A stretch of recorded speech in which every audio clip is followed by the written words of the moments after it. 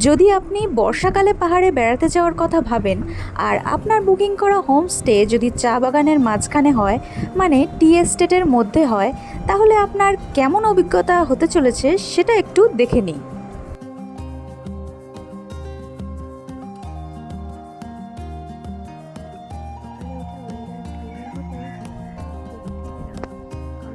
আমি এখানে আমাদের অভিজ্ঞতা শেয়ার করতে চলেছি, আপনাদের অভিজ্ঞতা আপনারা কমেন্ট বক্সে শেয়ার করতে পারেন। এইখানে বলে রাখি, বৃষ্টিতে আমাদের এই শিটং ট্রিপ সেটা কিন্তু প্রি প্ল্যান্ড ছিল না। বৃষ্টি আমাদের ট্রিপে গেস্ট হিসেবে এসে গেছিলো। এইবার বলি টি এস্টেটে থাকার অভিজ্ঞতা ফার্স্ট টাইম আমাদের কীরকম ছিল।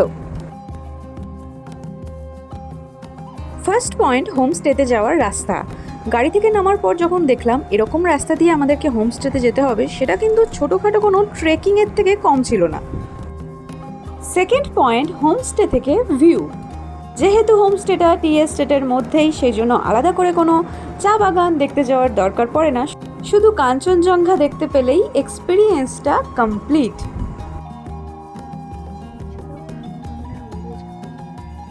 Third point, photography.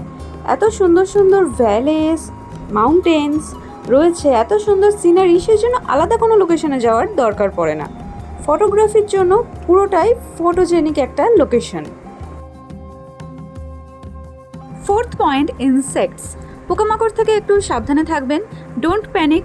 মশার জন্য আপনি মসকিউটো রিপেলেন্ট প্রোডাক্টস আনতে পারেন। হার্মফুল ইনসেক্ট ছাড়া আপনার তাদেরকে বিরক্ত করার কোনো দরকার নেই। Don't harm the environment, save them.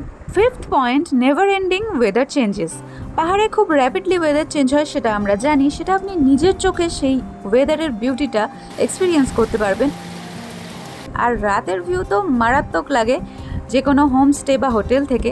তাহলে good food, good mood and never ending good views. তাহলে আপনি আপনার নেক্সট ট্রিপ প্ল্যান করে ফেলুন কোনো একটা টি এস্টেটের হোমস্টেতে, আর দেখুন কতটা সুন্দর লাগে পাহাড়কে একটু অন্যরকমভাবে দেখতে। আর শেয়ার করুন আপনার অভিজ্ঞতা। দেখা হচ্ছে নেক্সট ভ্লগে।